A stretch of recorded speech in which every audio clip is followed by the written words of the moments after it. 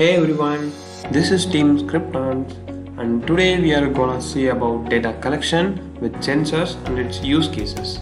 We will have an overview on leading industries with IoT applications, types of IoT data, data collection with Arduino, communication protocols, IoT and cloud, and a case study on Amazon AWS. Let us see the leading industry which uses IoT. The major industries which uses IoT are healthcare sector, manufacturing unit, agriculture domain, smart home as well as transport services. If you look at healthcare domain, automated patient monitoring system has been improved a lot in modern days. The major advantage with the automated patient monitoring system is that it provides accurate readings as well as instant delivery to the higher authority or the doctors in the hospital in the specified interval time. So the manpower or data inconsistency problem can be avoided, as well as emergency notification system can be used is provided, which is useful in case of monitoring the elderly people or some case of sudden attacks. For such kind of situations, sensors can be used to provide instant report to the higher authority. In manufacturing sector, the major application of industry IoT that comes under manufacturing unit. Top industries which has around large machineries require huge manpower to monitor. So in order to overcome, also there are several issues in spite of huge manpower, such as some areas cannot be reached by man due to heat or some other issues, health issues, and also taking accurate reading is not possible. Humanly it is not possible all the time. So to overcome these issues, sensors can be used to continuously monitor devices and through which we can predict either any misbehavior, failure of devices. Third, agriculture.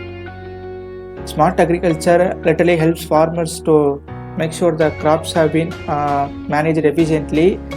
Large acres of crop field can be monitored easily with the help of IoT and smart agriculture management system, which provides soils, water ratio, fertilizers, pesticides are in the exact ratio, and it is not up or below the threshold level. So it helps farmers to produce maximum yield in case of agriculture. Smart home has been evolved in last 3 to 4 years. It tracks the people. Major application of smart home is to save electricity and provide security. It absolutely tracks the human behavior and people count inside the room. Based on that, it automatically controls the fan light based on the sensor data, daylight, and based on other features, it automatically turns on off the light. So electricity is saved. Also, security is provided in case of intruders in night times and the time when people and the home's authority went out of home. In that time, security can be provided. And transport system, in modern days, autonomous cars have been evolved, which uses several advanced sensors to navigate properly, like PIR sensor to detect object, PAD sensor to detect the distance between two cars, and based on that cars have been controlled, and some sensors to detect oil leakage. So they have been using several sensors along with AI/ML system. These are the major applications of IoT. Now let us see the types of IoT data that is collected. First type is status data. Status data is nothing but the instantaneous data that is collected from a sensor. It is most basic and prevalent type of IoT data. It just records and transmits the current instantaneous value to the cloud or data center, and it is again stored in the desired format. And second comes automation data. This data is used to track and control a lot of given systems, continuous automation, and to monitor several devices continuously. Automation data is used.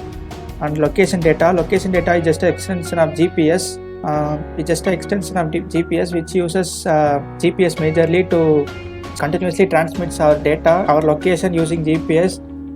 It has several applications, including from navigation in Google Maps to finding the position of huge devices in a given workspace.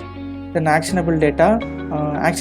These are just an extension of status data. In status data, as we've seen, we just collect the instantaneous data from the sensor and we just store in some format. Here the received data is processed and the business logic is applied to get some desired output, and based on the desired output, decisions have been taken.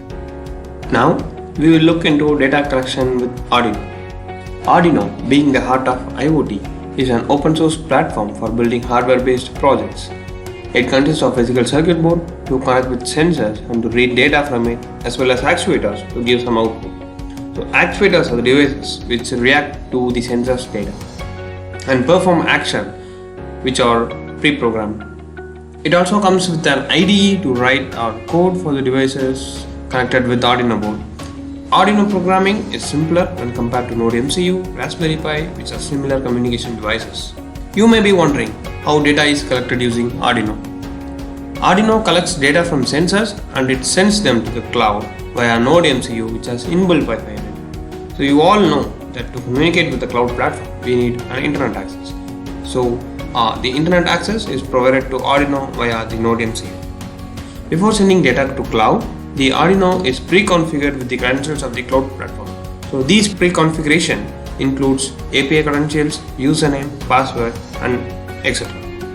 Necessary packages and files are imported to send these data to cloud. Platforms that can be used for data visualization from these sensors are listed below.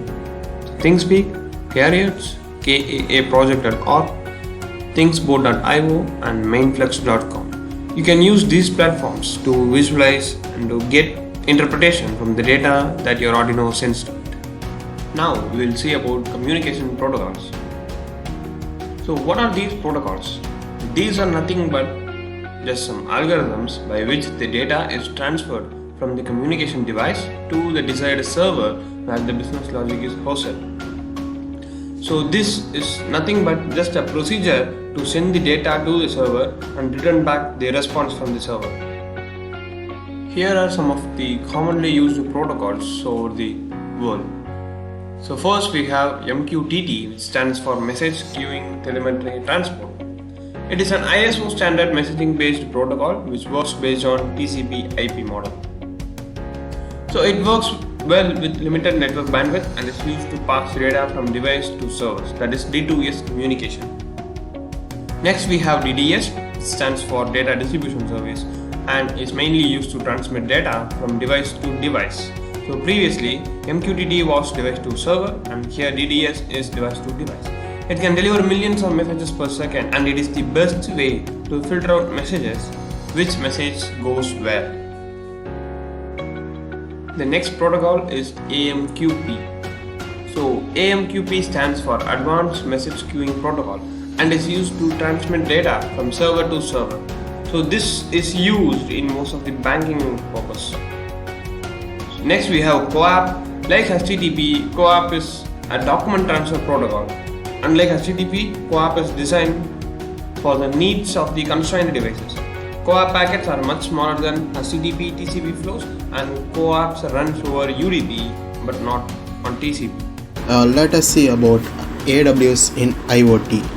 And AWS has many custom use cases. They have developed in industrial, in homes and in commercial. In industrial, there will be remote monitoring of the sensors and the products. And in the home, we know that home automation is ruling the world now. And we have a home networking which will monitor the sensors data, which also monitors and will be sending to the cloud. And in commercial, we all know that the traffic monitoring and we all know public safety and health monitoring plays a major role in that. In AWS Connective Service, AWS has a list of connective services that are AWS IoT Core, AWS IoT Device Defensor, AWS IoT Device Management. And AWS has analytics service such as AWS IoT Analytics, IoT Site-Wise, AWS IoT Events and IoT Things Graph. And let us see about AWS Connectivity Service. And first one is AWS IoT Core, which is nothing but an intermediate for the cloud and your device, which will be transmitting the data to the cloud via REST API. So it can able to handle more than billions of the device at a second, and more than trillions of the message can be passed in the duplex method. And let's see about AWS IoT Device Defensor. And each device has a security policy which will be used to check whether the sensors regulates the security or are keeping in the track, which helps to manage the device in a proper way. And last we have AWS IoT device management. AWS IoT device management allows to securely organize, monitor and remotely update the sensor at a scale. So we'll be having bulk of devices in the commercial side. So this will helps to update and retrieve data and monitor them in an organized way. Today we have enriched our knowledge on data collection with sensors and its use cases. This is Team Scriptons, and see you again in the next upcoming videos. If you liked our video, please give your ratings in the comment section below and let us know your comments on this video.